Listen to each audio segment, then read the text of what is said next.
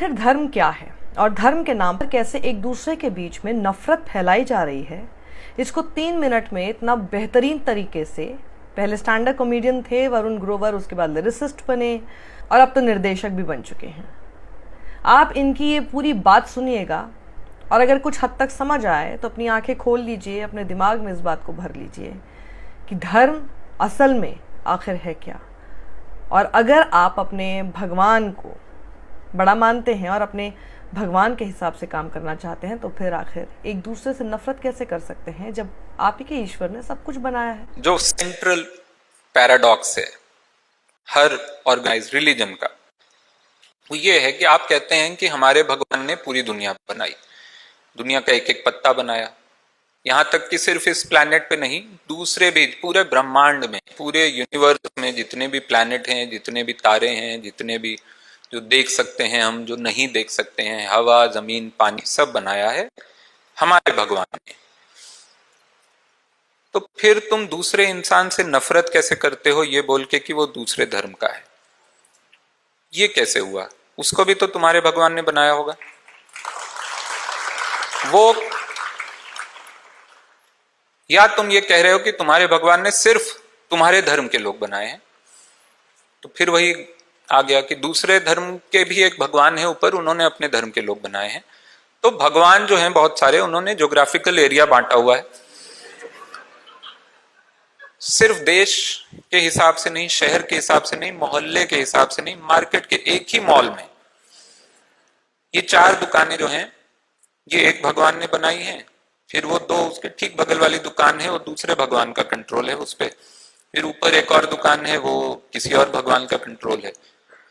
तो ये चल क्या रहा है? अगर आप मानते हैं, और अगर आप, मैं आपकी आस्था की पूरी इज्जत करता हूं, अगर आप ये मानते हैं कि पूरी दुनिया का हर इंसान आपके भगवान ने बनाया है, उसका मतलब है कि वो जो दूसरे धर्म का इंसान है, आप मान लीजिए आपके भगवान ने बनाया, बस वो कोई और रास्ते से वहां तक जा रहा, तो आप उससे नफरत क्यों करते हैं? आप उसको अपने साथ मिलाने की कोशिश, या उसके विरुद्ध किसी भी तरह की खबर आए तो उस पर आप विश्वास कर लें, फेक न्यूज आए उस पर विश्वास कर लें, आप उसको तोड़ना चाहें, आप उसको मारना चाहें, ये कैसे हो रहा है? और ये हर धर्म के साथ हो रहा है। हर धर्म ये कह रहा है कि दूसरा वाला ठीक नहीं, हम ठीक, हम बहुत बढ़िया हैं क्योंकि हमको हमारे भगवान ने बनाया, बनाया उनको भी है लेकिन उतना सही नहीं बनाया है, शायद हम ठीक कर देंगे। तो ये जो पैराडॉक्स है, इससे एक चीज खुल के सामने आती है। लोग कहते हैं कि God has created us in his और हर इमेज, भगवान ने हमको बनाया है अपनी ही छवि में। इस बात से ये समझ में आता है कि असल में हमने भगवान को बनाया है अपनी छवि में। We have created God, that's why our gods are sometimes as angry और as generous or as clueless as us sometimes। देखिए कितनी बेहतरीन बात इन्होंने बोली। अभी कुछ दिन पहले हमने देखा था कि नरेंद्र मोदी देश की दिशा, दृष्टि, दृढ़ता, इन सब की बातें कर रहे थे। आज हमारे सामने एक ऐसा भारत है जिसके पास दृष्टि भी है, दिशा भी है। इतना ही नहीं, इसके साथ जो जरूरी है, दृष्टि हो, दिशा हो, लेकिन उसे जरूरत होती है दृढ़ता की। आज देश के पास दृष्टि है, दिशा है और दृढ़ता भी है। ऐसा भारत जो सशक्त भी है, ऐसा भारत जो समावेशी भी है, ऐसा भारत जो संवेदनशील भी है, ऐसा भारत जो सतर्क भी है। बोलने में तो बहुत अच्छे लगते हैं ये शब्द, लेकिन स्क्रिप्ट राइटर बहुत अच्छी चीजें लिख देता है, क्योंकि ये भी जानते हैं कि ऑफिशियली वो सब चीजें नहीं कह सकते देश को रिप्रेजेंट करते हुए जो असल में ये मानते हैं और करते हैं। सबसे ज़्यादा तो नफरत के बीज जो बोए जा रहे हैं और जो जहर फैलाया जा रहा है हमारे देश में, समाज में, उस पर चुप्पी साध कर ही सबसे ज़बरदस्त मौन समर्थन हमारे देश के प्रधानमंत्री दे देते हैं।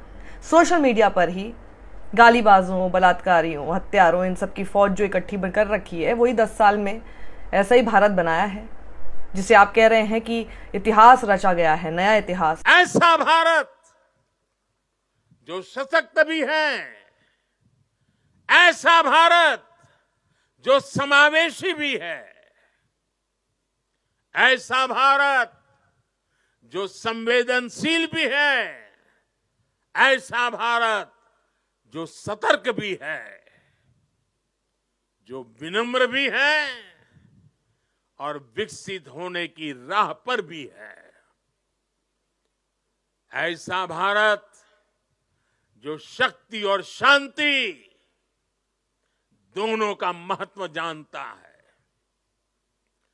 दुनिया भर में मची भारी उथल पुथल के बीच सबसे तेज गति से विकास करना ये सामान्य बात नहीं है। जब अलग अलग हिस्सों में युद्ध हो रहे हो, तब युद्ध के बीच बुद्ध के संदेशों का संचार करना सामान्य नहीं है।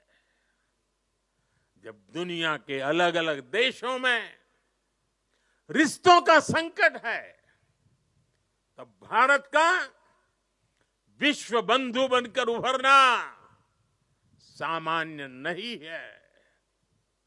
जब दुनिया में एक देश की दूसरे देश से दूरी बढ़ रही है, तब दुनिया के देश भारत से निकटता बढ़ा रहे हैं।